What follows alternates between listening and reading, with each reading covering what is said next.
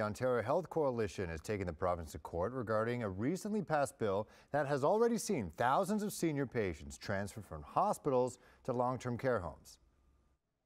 While Bill 7 has been in action since September, as of Sunday, patients who refuse to be transferred to a long-term care home could be charged $400 a day to stay in a hospital bed. If you were to go and tell a patient prior to the enactment of this law that if you don't accept this medical treatment, we will fine you $400, that would be manifestly invalid consent.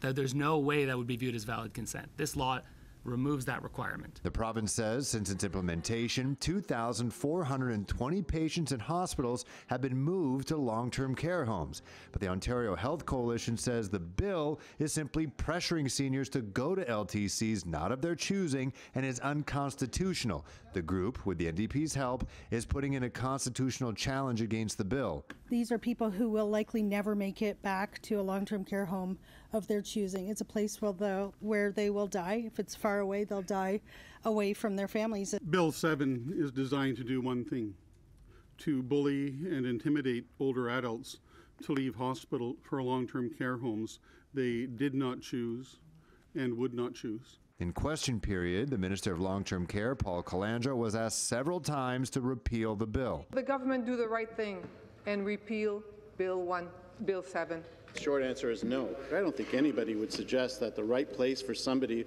who wants to be in a long-term care home is in a hospital bed. That is obviously not the right place for them. Our parents, our grandparents, our brothers and sisters will be forced into mostly private for-profit homes with horrible records of neglect. I'm sure the owners of these homes are excited about even bigger profits. For far too long, people have been waiting in acute care hospitals wanting to go into long-term care. Bill 7 allows us to do that, Mr. Speaker, because a long-term care home is the right place for somebody who wants to transition into a long-term care. These are people who are on the long-term care home waiting list, Mr. Speaker. The bill's official name is the More Beds, Better Care Act, and the province says by transferring patients to LTCs, the wait list for those hospital beds have dropped nearly 20%. On the ground in their hospital, they have seen alternative level of care beds open up. So now we have beds available for acute care patients. Minister Calandra told reporters today that no patient refusing the transfer has received a fine. To the best of my knowledge, nobody's been fined. Those conversations are continuing, and that's what we said right from the beginning. It was about continuing conversations which previously could not happen.